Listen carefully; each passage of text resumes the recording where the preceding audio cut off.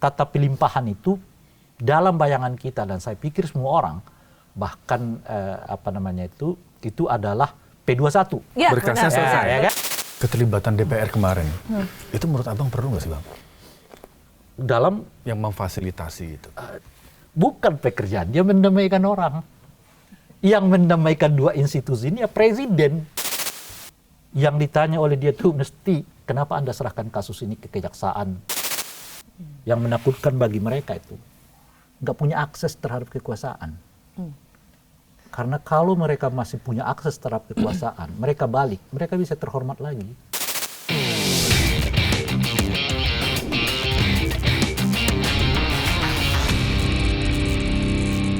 Bagaimana orang yang belum ditetapkan, diperiksa, ditetapkan tersangka.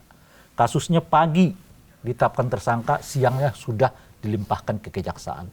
Kata pelimpahan itu dalam bayangan kita dan saya pikir semua orang bahkan itu adalah P21. Ya, berkasnya selesai. Ya, kan? Berkasnya selesai. Iya. Berkas selesai. Persidangan, ya kan?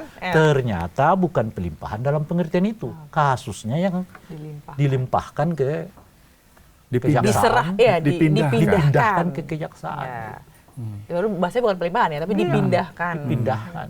Oke. Jadi mereka bisa bilang apapun, tapi Anda nggak bisa membohongi, etik ini nggak hadir di sini. Nah, bang, keterlibatan DPR kemarin, itu menurut abang perlu nggak sih bang? Dalam Yang memfasilitasi itu. bukan pekerjaan dia mendamaikan orang. Yang mendamaikan dua institusi ini ya presiden. Karena dua institusi ini di bawah tangan langsung presiden.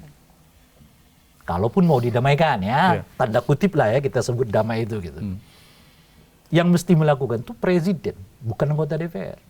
Lalu DPR itu fungsinya apa? Memastikan proses hukum itu berjalan sesuai dengan semestinya. Yang ditanya oleh dia itu mesti, sejak kapan FA disebut sebagai tersangka? Apakah ya sudah diperiksa atau tidak? Yang ditanya oleh dia itu mesti, kenapa Anda serahkan kasus ini ke kejaksaan? Gitu loh ya. Dengan sangat kelihatan terburu-buru. Gitu.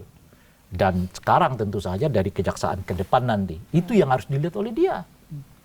Bukan memfasilitasi perdamaian. Kayak lagu yang populer dulu. Perdamaian. Perdamaian. Iya. Jadi kan akan dibentuk panja katanya. Itu lebih dalam lagi tuh berarti. Harusnya perlu nggak sih dibentuk panja Saya dalam juga kasus jadi ini? bingung. Mereka mau panja apa yang mereka bentuk? Gitu. Kalau mau bentuk panja ya mestinya mereview ke belakangnya itu. Apa itu? Soal penggeledahan. Penggeledahan, penetapan, ya, pelimpahan kasus yang kita anggap P21 ternyata malah melimpahkan dalam pengertian kasus jadi dialihkan ke kejaksaan. Itu yang mereka lakukan. Kalau bentuk panja ya panja di situ. Panja pengalihan ya kasus FA dari polisi ke kejaksaan itu. Mereka cari betul. Kalau panja ya. Di sini kita bisa melihat ya bagaimana politik itu sangat bersinggungan dengan hukum di Indonesia ya. Ketika kasus-kasus yang berkaitan dengan elit ya. Ya, jadi mungkin ada penegakan hukum murni ya.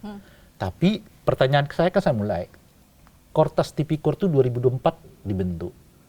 Tapi yang saya belum coba Anda cek lagi deh. Coba cek lagi dulu untuk kita pastikan berapa kasus yang mereka tangani. Saya kira belum ada sampai 3.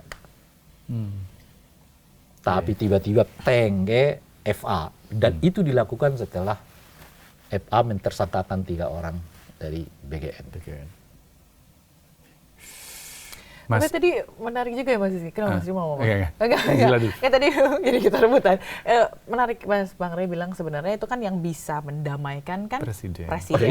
Karena langsung di bawah presiden. Nah, kalau Bang Rey ngelihat presiden saat ini sikapnya seperti apa untuk menghadapi konflik ini gitu kan. Tadi sebenarnya kalau kita lihat dari apa yang disebutin sama Bang Rey tadi, presiden itu secara nggak langsung ikut keseret gitu ya, menyimpulkan gitu dari narasi, bukan dari cerita korupsi ini gitu.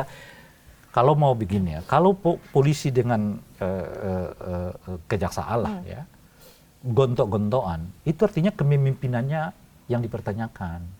Kok ada 2 institusi di bawah Anda ini bisa gontok-gontokan? Jadi jangankan kejaksaan dengan polisi yang di bawah pemerintah ya, lembaga negara dengan lembaga negara pun, presiden bisa sebagai kepala negara. Tapi kan sudah dipanggil tuh Bang. Apanya? Ke istana. Malam-malam kan waktu itu ya dipanggil ya. Ya itu rahasia lagi tuh. Apakah kemudian hasilnya seperti yang sekarang? Kalau itu yang terjadi, nah itu yang saya sebut. Mestinya panja itu, DPR itu cari tahu apakah Presiden mendorong supaya kasus ini terjadi seperti yang sekarang. Fungsi pengawasan panjanya Fungsi pengawasannya. Kalau panja mau dilakukan oleh Komisi 3. Iya. Tapi bagaimana panja? DPR ini saya udah sering sebut sekarang ini 5D 1H. 5D 1H. 5D 1H. Apa itu Bang? 5D itu kan istilah DPR yang kita pakai dulu zaman Orde Baru. Ya, untuk menunjukkan DPR itu seperti apa. Datang, duduk, diam, dengar, duit. Hanya? Hah? Hanya? Humas dan jubir pemerintah. 5D 1H. Soal penegakan hukum, lagi-lagi penegakan hukum dan kaitannya dengan politik. Dalam 1 tahun terakhir ini, KPK itu menangkap 10 kalau tidak salah kepala daerah OTT. OTT. Itu kan bukan jumlah yang kecil dong, 10. Yang terakhir Bupati Sukoharjo.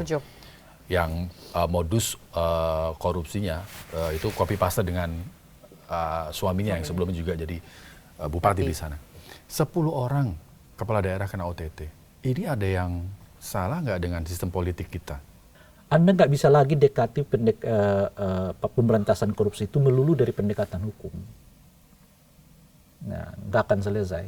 Apalagi Anda tahu kadang-kadang hukumnya nggak terlalu kejam bagi mereka ya.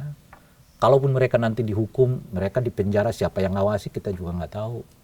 Sering kita dengar ya, para tahanan KPK itu entah kemana perginya dan seterusnya gitu. Jadi nggak akan ada efek jerah. Nah, orang akan melakukan gitu. Nah, oleh karena itu bagi saya ya ada 2 pendekatan yang perlu ditambahi. Satu pendekatan bahwa mereka yang pernah terlibat kasus korupsi harus dicabut hak politiknya. Berapapun nilainya ya? Berapapun nilainya. Sebab selama mereka bisa kembali ke politik, sepanjang itu pula korupsi bukan sesuatu yang menakutkan. Yang menakutkan bagi mereka itu nggak punya akses terhadap kekuasaan.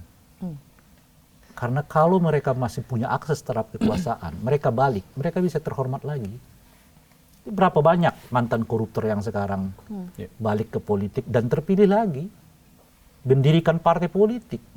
Bahkan ada yang khotbah tentang etik dan moral. Iya.